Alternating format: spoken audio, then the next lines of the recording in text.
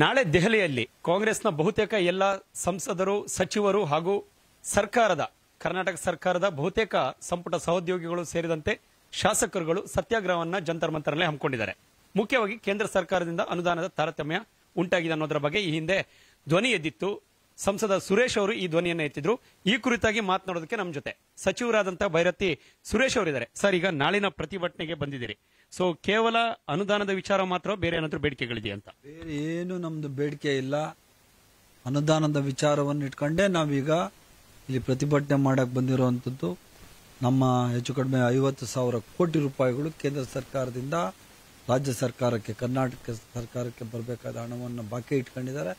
ಹಣವನ್ನು ಕೊಡಿ ಅಂತ ಹೇಳಿ ಕಳೆದ 2 ತಿಂಗಳಿಂದ ಸತತವಾಗಿ ಕರ್ನಾಟಕ ರಾಜ್ಯದ ಮುಖ್ಯಮಂತ್ರಿಗಳಾದ ಸಿದ್ದರಾಮಯ್ಯನವರ ಸಮೇತವಾಗಿ ಹಲವಾರು ಜನ ಮುಖ್ಯಮಂತ್ರಿಗಳು ಮನವಿ ಮಾಡಿದ್ರು.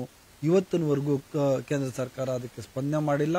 ಅದಕ್ಕೆ ನಾಳೆ ನಾವು ಸಾಂಕೇತಿಕವಾಗಿ ಜಂತರ್ ಮಂತರ್ನಲ್ಲಿ ನಾವು ಪ್ರತಿಭಟನಾ ರ್ಯಾಲಿಯನ್ನ ಇಟ್ಕೊಂಡಿದ್ದೀವಿ. ಕೇವಲ ಸಾಂಕೇತಿಕ ಮಾತ್ರನ, ಮುಂದೆ ಹೋರಾಟ ರೂಪ ಹೇಗಿರುತ್ತೆ? ಯಾಕೆಂತ ಹೇಳಿದ್ರೆ ಈಗ ಕೆಲವೊಂದಿಷ್ಟು ಕಾಂಗ್ರೆಸ್ನ ಹಾಗೂ ಸರ್ಕಾರದ ಸಂಪುಟದ ಸಹೋದ್ಯೋಗಿಗಳು ತಮ್ಮ ಕಾನೂನು ರೀತಿ ಹೋರಾಟ ಮಾಡ್ತೀವಿ ಅಂತ ಹೇಳಿ, ಯಾವ ರೀತಿಯ ಕಾನೂನು ಹೋರಾಟ ಅಂತ ನೋಡೋಣ. ಈಗ ಅದಕ್ಕೇನೆ ಈಗ ನಾಳೆ ನಾವು ಇಡೀ 136 ಜನ ಶಾಸಕರುಗಳು, ಎಲ್ಲ ಮಂತ್ರಿಗಳು, MNCಗಳು, ರಾಜ್ಯಸಭಾ ಲೋಕಸಭಾ ಸದಸ್ಯರುಗಳು ಎಲ್ಲರೂ ಈ ಪ್ರತಿಭಟನೆಯಲ್ಲಿ ನಾವು ಪಾಲ್ಗೊಳ್ತಾ ಇದ್ದೀವಿ. ಈ ನಮ್ಮ ಪ್ರತಿಭಟನೆಗೆ ಅವ್ರು ಏನಾದರೂ ಮಾನವೀಯತೆ ಇದ್ದು, ಎಥಿಕ್ಸ್, ಪೊಲಿಟಿಕಲ್ ಎಥಿಕ್ಸ್ ಅನ್ನೋದೇನಾದರೂ ಇದ್ರೆ ಅವ್ರು ನಮ್ಮ ಹಣವನ್ನು ಬಿಡುಗಡೆ ಮಾಡ್ತಾರೆ. ಅವ್ರು ಬಿಡುಗಡೆ ಮಾಡಿಲ್ಲ ಅಂದ ಪಕ್ಷದಲ್ಲಿ ಮುಂದಿನ ರೂಪುರೇಷೆಗಳನ್ನ ನಮ್ಮ ಮುಖ್ಯಮಂತ್ರಿಗಳು, ಉಪಮುಖ್ಯಮಂತ್ರಿಗಳು ತಗೋತಾರೆ. ಅದ್ರ ಪ್ರಕಾರ ನಾವೆಲ್ಲ ನಡ್ಕೊತೀವಿ ಅಷ್ಟೇ. ಈಗ ಬಿಜೆಪಿಯವರು ಒಂದು ಆರೋಪವನ್ನು ಮಾಡ್ತಾ ಇದ್ದಾರೆ. ಮುಖ್ಯವಾಗಿ ಈಗ ಕಾಂಗ್ರೆಸ್ ನೇತೃತ್ವದ ಸರ್ಕಾರ, ಕರ್ನಾಟಕ ಸರ್ಕಾರ ಮಾಡ್ತಿರುವಂತಹ ಈ ಒಂದು ಪ್ರತಿಭಟನೆ, ಸತ್ಯಾಗ್ರಹ ದೆಹಲಿಯಲ್ಲಿ, ಇದು ಸ್ಟಂಟ್, ಮುಂದಿನ ಲೋಕಸಭಾ ಚುನಾವಣೆಗೆ ಸ್ಟಂಟ್ ರೀತಿಯಲ್ಲಿ ಅನ್ನುವಂಥದ್ದನ್ನ ಅವರು ಹೇಳಿದ್ದಾರೆ. ನೋಡಿ, ಅವ್ರಿಗೇನಾದ್ರೂ ನೈತಿಕತೆ ಅನ್ನೋದಿದ್ರೆ ಫ್ಯಾಕ್ಟ್ಸ್ ಅವ್ರಿಗೂ ಗೊತ್ತು, ನಿಜಾಂಶ ಅವ್ರಿಗೂ ಗೊತ್ತು. 50,000 ಚಿಲ್ಲರೆ ಕೋಟಿ ಕರ್ನಾಟಕ ರಾಜ್ಯ ಸರ್ಕಾರಕ್ಕೆ, ಕನ್ನಡಿಗರಿಗೆ ಬರಬೇಕಾದ ಹಣವನ್ನ ಕೇಂದ್ರ ಸರ್ಕಾರ ಬಿಡುಗಡೆ ಮಾಡಿಲ್ಲ ಅಂತ ಬಿಜೆಪಿಯವ್ರಿಗೂ ಗೊತ್ತು. ಇನ್ನು ಅವರು ಮಾನವನ್ನ ಮುಚ್ಕೊಳ್ಲಿಕ್ಕೆ ಇನ್ನೇನು ಹೇಳ್ತಾರೆ? ಅವ್ರ ಮರ್ಯಾದೆ ಹೋಗಿಲ್ಲ ಅಂತ ಹೇಳಕ್ ಇನ್ನೇನ್ ಮಾಡ್ತಾರೆ? ನಮ್ಮೆಲ್ಲ ತಾನೇ ಗೂಬೆ ಕೂರಿಸ್ಬೇಕು. ಇದರಲ್ಲಿ ಸುಳ್ಳು ಹೇಳುವಂತ ಪ್ರಶ್ನೆ ಇಲ್ಲ. ಎಲ್ಲರಿಗೂ ಇಟ್ಸ್ ಎ ಓಪನ್ ಸೀಕ್ರೆಟ್. ನಿಮ್ಗೂ ಗೊತ್ತಿದೆ ನಮ್ಮ ಹಣವನ್ನ ಇಟ್ಕೊಂಡು ಅವ್ರು ಕೊಡ್ತಾ ಇಲ್ಲ ಅಂತ ಹೇಳಿ. ಸೊ ಅದಕ್ಕೆ ಅವರು ರಾಜಕಾರಣ ಮಾಡಲಿಕ್ಕೆ ಅವರಿಗೆ ಈಗ ಜನತೆ ತಿರುಗಿ ಬೀಳುವಂತಹ ಸಂದರ್ಭ ಓದಿಗೆ ಬಂದಿದೆ. ಅದಕ್ಕೆ ತಪ್ಪಿಸ್ಕೋಬೇಕಲ್ಲ, ಅದಕ್ಕೋಸ್ಕರ ನಮ್ಮ ಮೇಲೆ ಗೂಬೆ ಕೂರಿಸುವಂತ ಕೆಲಸ ಮಾಡ್ತಾ ಇರ್ತಾರೆ. ಆದ್ರೆ ಜನಗಳಿಗೆ ಗೊತ್ತಿದೆ ಅವರೆಲ್ಲ ತಪ್ಪು ಮಾಡ್ತಾ ಇದ್ದಾರೆ ಅಂತ ಹೇಳಿ. ಈಗ ಸಾರ್ವಜನಿಕರೇ ಈಗ ಸ್ಟಾರ್ಟ್ ಮಾಡಿದ್ದಾರೆ ಹ್ಯಾಶ್ಟ್ಯಾಗ್ ಹಾಕೊಂಡು, ನಮ್ಮ ತೆರಿಗೆ ನಮ್ಮ ಹಕ್ಕು ಅನ್ಬೇಕು ಅಂತ. ಅವರ್ ಟ್ಯಾಕ್ಸ್ ಅವರ್ ರೈಟ್ ಅಂತ ಹೇಳಿ ಸ್ಟಾರ್ಟ್ ಮಾಡಿದೆ. ಇದೇನು ಕಾಂಗ್ರೆಸ್ ಪಕ್ಷ ಶುರು ಮಾಡಿರೋದಲ್ಲ, ಕರ್ನಾಟಕದ ಜನತೆ, ಕನ್ನಡಿಗರು ಶುರು ಮಾಡಿರೋದು. ಇದಕ್ಕೆ ಅವ್ರೇನು ಉತ್ತರ ಹೇಳ್ತಾರೆ ನೋಡೋಣ. ಸರ್, ಕನ್ನಡಿಗರ ಜನತೆ ಅಂತ ಹೇಳಿದ್ರಿ, ಕೂಗು ಅಂತ ಹೇಳ್ತಾ ಇದ್ರಿ. ಸೊ ಈಗ ಬಿಜೆಪಿಯ ಸಂಸದರು ಜೊತೆಗೆ ಶಾಸಕರು, JDSನ ಶಾಸಕರು, ಸಂಸದರು ಇದಕ್ಕೆ ಬೆಂಬಲವನ್ನು ಕೊಡಬೇಕಲ್ವಾ? ನೋಡಿ, ಪಕ್ಷಾತೀತವಾಗಿ ನಾವು ಬಿಜೆಪಿ ಸಂಸದರಿಗೆ, JDS ಸಂಸದರುಗಳಿಗೆ, ಎಲ್ಲ ಶಾಸಕರುಗಳಿಗೆ ಮುಖ್ಯಮಂತ್ರಿಗಳ ಆಫೀಸಿಂದಾನೇ ಲೆಟರ್ ಬರೆದಿದ್ದೀವಿ, ಆಹ್ವಾನ ಕೊಟ್ಟಿದ್ದೀವಿ.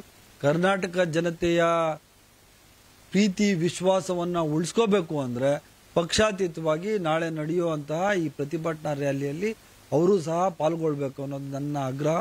ಪಾಲ್ಗೊಳ್ತಾರೆ ಅಂತ ನಂಬಿಕೆ ಇದೆ. ಪಾಲ್ಗೊಳ್ಳಿಲ್ಲ ಅಂದ್ರೆ ಮುಂದಿನ ದಿವಸಗಳಲ್ಲಿ ಜನತೆನೇ ಅವರಿಗೆ ತಕ್ಕ ಪಾಠವನ್ನು ಕಲಿಸ್ತಾರೆ. ಕೇಂದ್ರ ಸರ್ಕಾರ ಮತ್ತೊಂದು ಆರೋಪವನ್ನು ಮಾಡ್ತಾ ಇದೆ. ಸಚಿವರುಗಳು ಬಹುತೇಕ ಆರೋಪವನ್ನು ಮಾಡ್ತಾರೆ, ಬಿಜೆಪಿಯವರು ಕೂಡ, ರಾಜ್ಯದ ಬಿಜೆಪಿಯವರು ಆರೋಪ ಮಾಡ್ತಿರುವಂತದ್ದು, ಕೇಂದ್ರ ಸರ್ಕಾರ ಕೊಡುವಂತ ಅನುದಾನವನ್ನ ರಾಜ್ಯ ಸರ್ಕಾರ, ಕಾಂಗ್ರೆಸ್ ಸರ್ಕಾರವೇನಿದೆ, ಗ್ಯಾರಂಟಿಗಳಿಗೆ ವಿನಿಯೋಗ ಮಾಡ್ತಾ ಇದೆ. ಹೀಗಾಗಿ ಅವರ ಖಾತೆಯಲ್ಲಿ ಶೂನ್ಯ ಇದೆ. ಹೀಗಾಗಿ ಈ ರೀತಿಯಾದಂತಹ ಒಂದು ಸ್ಟಂಟ್ ಹೋರಾಟವನ್ನು ದೆಹಲಿಯಲ್ಲಿ ಮಾಡ್ತಾ ಇದ್ದಾರೆ, ಚುನಾವಣೆ ಸಂಬಂಧ ಅಂತ ಹೇಳ್ತಿದ್ದಾರೆ. ಇದೆಲ್ಲ ಹಂಗಾದ್ರೆ ನಮ್ಮ ಕರ್ನಾಟಕದ ಜನತೆಗೆ ನಾವೇನ್ ಕೊಡಬೇಕು ಅನ್ನೋದು ನಾವು ಬೇರೆಯವ್ರನ್ನ ಕೇಳಿ ನಾವು ಮಾಡ್ಬೇಕಾ? ನಾವೇನ್ ಪಕ್ಕದ ರಾಜ್ಯದವ್ರು ಕೊಡ್ತಾ ಇಲ್ಲ. ಫ್ರೀ ಸ್ಕೀಮ್ಸು, ಇನ್ನೊಂದು ಸ್ಕೀಮ್ಸು, ಅವೆಲ್ಲಾನು ನಮ್ಮ ರಾಜ್ಯದ ಬಡವರಿಗೆ ನಾವು ಕೊಡ್ತಾ ಇರುವಂತದ್ದು. ಬಡವರನ್ನ ಯಾರು ಸಮಾಜದಲ್ಲಿ ಕೆಳಮಟ್ಟಿಗೆ ಇರ್ತಾರೆ ಅವ್ರನ್ನ ಆರ್ಥಿಕವಾಗಿ ಸದೃಢವನ್ನಾಗಿ ಮಾಡಬೇಕು ಅನ್ನೋದು ವಿಚಾರ. ಮತ್ತೆ ಇದಕ್ಕೆ ನಾವೇನ್ ಕೇಂದ್ರ ಸರ್ಕಾರದ ಹತ್ರ ನಾವೇನ್ ಭಿಕ್ಷೆ ಬೇಡ್ತಾ ಇಲ್ಲ. ಅವ್ರ ಹಣ 10 ರೂಪಾಯಿ ನಮ್ಗೆ ಬೇಕಾಗಿಲ್ಲ, ಅವ್ರ ಅನುದಾನ ನಮ್ಗೆ ಬೇಕಾಗಿಲ್ಲ. ನಾವು ಕೊಟ್ಟಿರುವಂತಹ ಟ್ಯಾಕ್ಸ್ ನಲ್ಲಿ ನಮಗೆ ಬರಬೇಕಾದಂತಹ ಭಾಗವನ್ನ ಪರ್ಸೆಂಟೇಜ್ ನಾವು ವಾಪಸ್ ಕೇಳ್ತಾ ಇದೀವಿ ಅಷ್ಟೇನೆ. ಇಷ್ಟು ಹಣ ನಮ್ಮ ಪರ್ಸೆಂಟೇಜ್ ವಾಪಸ್ ಬರಬೇಕಲ್ಲ. ನಾವು ಕಟ್ಟಿದಂತಹ ಟ್ಯಾಕ್ಸ್ ನಲ್ಲಿ ಇಂತಿಷ್ಟು ಹಣ ನಮಗೆ ಬರಬೇಕಾಗಿದೆ. ಆ ಹಣದಲ್ಲಿ 50,000 ಕೋಟಿಗೂ ಹೆಚ್ಚು ಹಣ ಕೇಂದ್ರ ಸರ್ಕಾರದ ಬಳಿ ನಮ್ಮ ರಾಜ್ಯ ಸರ್ಕಾರದ ಹಣ ಇದೆ. ನಮ್ಮ ಜನಗಳ ತೆರಿಗೆಯ ಹಣ ಇದೆ, ಆ ಹಣವನ್ನು ನಾವು ವಾಪಸ್ ಕೇಳ್ತಾ ಇರೋದು. ಸರ್, ಈಗ ತಮ್ಮ ಪಕ್ಷದ ಶಾಸಕರು ಬಾಲಕೃಷ್ಣ ಅವರು ಒಂದು ಹೇಳಿಕೆಯನ್ನು ಕೊಟ್ಟಿದ್ದಾರೆ. ಬಿಜೆಪಿ 25 ಸಂಸದರಿದ್ದಾರೆ, ಅವರು ಗಂಡಸರ, ಯಾಕೆಂತ ಹೇಳಿದ್ರೆ ಅನುದಾನವನ್ನು ತರುವಲ್ಲಿ ವಿಫಲರಾಗ್ತಿದ್ದಾರೆ, ಅವ್ರದೇ ಸರ್ಕಾರ ಕೇಂದ್ರದಲ್ಲಿದೆ ಅಂತ. ಇದನ್ನ ತಾವು ಹೇಗೆ ನೋಡ್ತೀರಿ ಅಂತ ಒಬ್ರು ಸಚಿವರಾಗಿ? ಇಲ್ಲ, ಹೇಳೋ ಭಾಷೆ ಸ್ವಲ್ಪ ಹಳ್ಳಿ ಸೊಗಡು. ಬಾಲಕೃಷ್ಣ ಅವರು ಹಳ್ಳಿ ಸೊಗಡಿಂದ ಮಾತಾಡಿದ್ದಾರೆ. ಅವರೇನು ಪರ್ಟಿಕ್ಯುಲರ್ ಆಗಿ ಏನು ಯಾರಿಗೂ ನೋವಿಸ್ಬೇಕು ಅಂತ ಮಾಡಿಲ್ಲ. ಇದು ಒಂಥರ ನಮ್ಮ ಸ್ವಾಭಿಮಾನ ಪ್ರಶ್ನೆ. ಸೊ ಆದ್ರಿಂದ ನೀವು ನಮಗೆ ಸಾಥ್ ಕೊಡಿ. ಬಿಜೆಪಿ ಸಂಸದರು ನೀವು ನಮ್ಮ ಜನಗಳಿಂದ ಆಯ್ಕೆಯಾಗಿದ್ದೀರಿ, ಕನ್ನಡಿಗರಿಂದ ಆಯ್ಕೆಯಾಗಿದ್ದೀರಿ. ಕನ್ನಡಿಗರಿಗೆ ನ್ಯಾಯ ಕೊಡಿಸ್ಲಿಕ್ಕೆ ನೀವು ಪ್ರಯತ್ನ ಪಡಿ ಅಂತ ಅವ್ರ ಮಾತಿನ ಅರ್ಥ ಅಷ್ಟೇ. ಹಳ್ಳಿಗರೆಲ್ಲ ಸ್ವಲ್ಪ ಹಂಗೇನೆ ಅಲ್ವಾ, ನಾನು ಸಹ ಹಳ್ಳಿವನ್ನೇ, ನಾನು ಕೆಲವು ಸರಿ ಹಂಗೇನೆ ಮಾತಾಡೋದು. ಇದರಲ್ಲಿ ಕೆಟ್ಟ ಅರ್ಥವನ್ನೇನು ಕಲ್ಪಿಸಬೇಕಾಗಿಲ್ಲ. ಥ್ಯಾಂಕ್ಸ್. ಇದಿಷ್ಟು ಸಚಿವರಾದಂತಹ ಬೈರತಿ ಸುರೇಶ್ ಅವರ ಮಾತುಗಳು. ನವದೆಹಲಿಯಿಂದ ಪವನ್ ಜೊತೆ ಸಂತೋಷ ಸಳ್ಳಿ, ಪವರ್ ಟಿವಿ.